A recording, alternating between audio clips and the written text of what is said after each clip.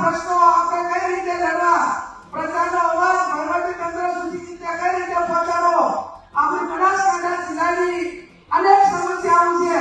વર્તમાન સમયની અંદર 1 થી 5 ધોરણમાં શિક્ષકોની ભરતી થાય છે. બનાસકાંઠાની અંદર 1 થી 5 માં ઘણી બધી શાળાઓ એવી છે કે જેની અંદર માત્ર ને માત્ર એક શિક્ષક હોય, એક ટીચર હોય. 2000 ની ઘટ સામે માત્ર ને માત્ર 300 કે 400 શિક્ષકો ભરતે આ પરિસ્થિતિ છે. હવે એના ઉપરથી આપણે નક્કી કરવાનું છે કે આપણા બાળકોની ભવિષ્યની ચિંતા એ વર્તમાન સરકારને કેટલી છે. 1 થી 8 ધોરણ, 1 થી 5 ધોરણની શાળા હોય અને ત્યાં માત્ર એક જ શિક્ષક હોય. હમણાં વરસાદ આપણા બનાસકાંઠાની અંદર પડ્યો, એમાં દાખલા હોય અહીંયા પાલનપુર ડીસા સુધી કે મગફળીના પાકને ખૂબ ખેડૂતોને નુકસાન થયું. એના વળતર માટે પણ આવનાર સમયની અંદર આપણે ખેડૂતો વચ્ચે કોંગ્રેસ પાર્ટીને લડત આપવાની છે. મામૂલી સીટની અંદર ભૂત સરકારની આના પહેલા હોલ પહેલા મામૂલી સીટ થઈ હતી. એ ટાઈમે ના ગડબડ થઈ હોય, આપણી ટેકનોલોજી નથી, આટલા સંસાધનો હતા, છતાં પણ એ મામૂલી સીટની અંદર ક્યાં 1 ફૂટ કે એમ દોરવા, ક્યાં ખેડૂતોને કે કોઈ સરકારી જમીનને નુકસાન ન થયું હોય એવી મામૂલી સીટ હતી. અને વર્તમાન સરકારે 6 વર્ષ પછી મામૂલી સીટ કરી આપણા પોતાના ખેડૂતોની જમીન હતી ક્યાં ખરીદી, ક્યાં ખરીદી, જેટલી સરકારી જમીનો હતી એ તમામ જમીનો ભારતીય જનતા પાર્ટીના મળતિયાએ એ કોઈને કોઈ રીતે મેનેજ કરીને અધિકારીઓને નાશ બનાવીને પોતાના નામે કરી નાખી. અને આજે ખેડૂતોને પોતાને લોન લેવી હોય, પોતાની જમીન વેચવી હોય, કોઈ ભાઈએ ભાગ પાડવાનો હોય તો પોતાની જમીનનું રેકર્ડ હરખો કરાવવા આજે લાખો રૂપિયા નિયામકો અને સરકારી વહીવટી તંત્રમાં આપવા પડે છે. એના સામે પણ આપણે લડાઈ લડવાની. સૌથી વધારે મામૂલી સીટની અંદર જો કોઈ નુકસાન થયું હોય તો બનાસકાંઠા જિલ્લાને થયું છે. અને એની લડાઈ એ તમામ વિગતો સાથે આવનાર સમયની અંદર આપણે લડવાની છે. ભારતીય જનતા પાર્ટી એના અધિકારીઓએ ના કરવાનું હોય તો ઘણું કરે છે.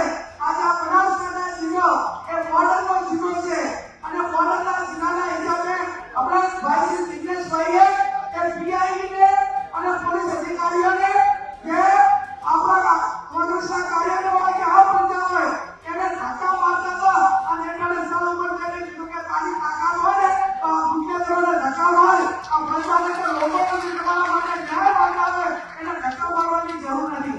આવનાર સમયની અંદર જે રીતે જિગ્નેશભાઈ લડે છે એ રીતે સમગ્ર જિલ્લાના કોંગ્રેસના આગેવાનોએ આ દારૂ હોય, જુગાર હોય, ડ્રગ્સ હોય, બે નંબરના ધંધા હોય, પોલીસની દબંગગીરી હોય, કોંગ્રેસના કાર્યકરોને દબાવવા માટેની વાત હોય કે નાની નાની ફરિયાદો હોય, પોલીસ ફરિયાદ કરવાના પૈસા, ના દેવાના પૈસા, ચોરને પકડવાના પૈસા, ના પકડવાના પૈસા, કેટલા દિવસ પકડવાનું ચેકલિસ્ટ. ટૂંકમાં મારું કહેવાનું નથી તો કે પોલીસ તંત્રની અંદર અત્યારે ચેકલિસ્ટ ચાલે છે કે ભાઈ એક વખત તું તમારે ચેકલિસ્ટ વાંચજો તો એટલી વખત તમારે પૈસા આપવા પડે.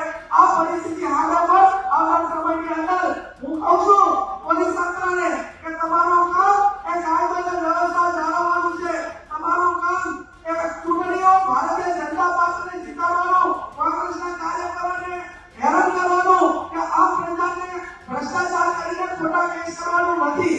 અને આવું તમે જો કરશો તો કોંગ્રેસ પાર્ટીના તમામ આગેવાનો અમારા કોંગ્રેસના કાર્યકરના સામે એનો અમે લડવા માટે કરીને એનો બળ ઉઠાવવા માટે કરીને કોંગ્રેસના કાર્યકરના હાથની રાતે મદદ કરવા માટે અમારા સ્ટેટના સૌ આગેવાનો ઘણા પગલા લઈને એને જ્યાં પણ જરૂર પડે ત્યાં મદદ કરવા માટેના પ્રયત્નો કરશે. મારી આપ સૌને બે હાથ જોડીને વિનંતી છે કે જ્યારે અનેક આગેવાનોએ આપણા ઉપર ભરોસો મૂક્યો હોય, બનાસકાંઠા ઉપર ભરોસો મૂક્યો હોય, ત્યારે ભૂતકાળની અંદર જ્યારે બનાસકાંઠા જિલ્લાનું નિર્માણ થયું છે અને જેના પહેલા પ્રવૃત્તિ કરીને ભરતસિંહ વાઘેલા સુધી અને જિલ્લા કોંગ્રેસ સમિતિના પ્રમુખો હોદ્દેદારોએ એમના જે જવાબદારી આપી હતી એ પૂરેપૂરી નિભાવી છે. એટલા માટે આપણે બનાસકાંઠા જિલ્લાને અને કોંગ્રેસનો ઘટાડીએ છીએ. ખાતરનું પરિણામ મજબૂત હોય, આપણું બાજુમાં પણ ગુજરાત સરકાર સારી સીટો વાળી હોય, લોકસભા હોય, જિલ્લા તાલુકા પંચાયત હોય તો અનેક વખત આ બનાસકાંઠા જિલ્લો એ કાયમી કોંગ્રેસના ભડકેલો છે.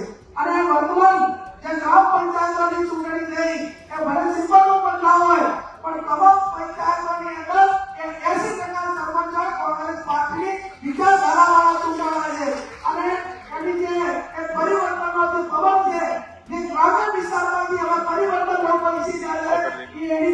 જરૂરી છે અથવા તો એનો ટેસ્ટ છે.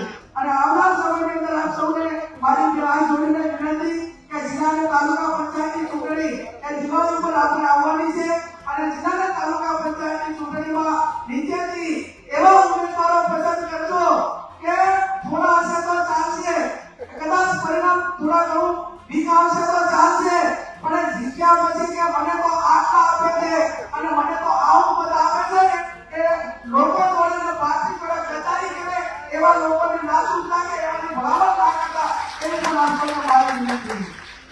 આજે ગૌરવથી બનાસકાંઠાના તમામ ધારાસભ્યોને અભિનંદન આપવાનું મન થાય છે કે ભરતસિંહ સોલંકી સાહેબ અને શક્તિસિંહ ગોહિલ સાહેબની રાજ્યસભાની ચૂંટણી હોય કે અનેક વખત જે બનાસકાંઠાના ધારાસભ્યો હોય કે બનાસકાંઠાના કોંગ્રેસના હોદ્દેદારો હોય કે આજ સુધી બનાસકાંઠાના મતદારોને નીચે હોય એવું એક પણ કામ નથી કર્યું, એક પણ વેચાણો નથી અને એક પણ પાર્ટીના લોકો સાથે ગદ્દારી નથી કરી. ચાહે જિગ્નેશભાઈ મેવાણી હોય, ચાહે કાંતિભાઈ ખરાડી હોય, શિવાભાઈ હોય, અને નટાભાઈ હોય કે તમામ 2017 થી કરીને બાકી ધારાસભ્યો હતા. ઘણા બધા મોટા પૈસાવાળા અને બીજા બધા હતા વેચાઈ ગયા, પણ અમે તમને ક્યાંય નીચું જોયા એવું નથી કર્યું. એ વાતનું મને આ બધા બતાવવાનું છે અને આમાં સમયની અંદર એવા મજબૂત કોંગ્રેસના કાર્યકરો આપણે જીતાડીએ કે જે પ્રજાને વફાદાર હોય, પાર્ટીને વફાદાર હોય, કે પોતાના વ્યક્તિગત સ્વાર્થ માટે નહીં પણ સેવા બાબતે સમર્પિત છે કે રાજકારણમાં આવીને લોકોની સેવા કરવી, સુખ દુઃખનું ભાગીદાર બનવું અને અન્યાય થતો હોય તો એની સામે લડવું એ વિચાર કાર્ય આપણો બધાનો છે. આવનાર સમયને આગળ વધારીએ. ભાઈ શ્રી ગુલાબસિંહભાઈને, એમની ટીમને અને સમગ્ર જિલ્લા કોંગ્રેસ સમિતિએ આવનાર સમયની અંદર ગુલાબભાઈને પણ અભિનંદન આપું કે એમની વરણી થયા પછી દરેક તાલુકે જઈને 200-250 500 સાથે એમની સુગંધિત મુલાકાત પણ કરી છે. આજે એમનો પત્ર ગ્રહણ કાર્યક્રમ છે. આવનાર સમયની અંદર જે પણ વ્યાજની મુદ્દાઓ બીજા એના વગરના પ્રત્યેક મુદ્દાઓ હોય એ મુદ્દાઓ તમે બધા જિલ્લા કોંગ્રેસ સમિતિને કે મને મારા સુધી પહોંચાડો. સંકલન સમિતિ હોય કે જે એને વહીવટ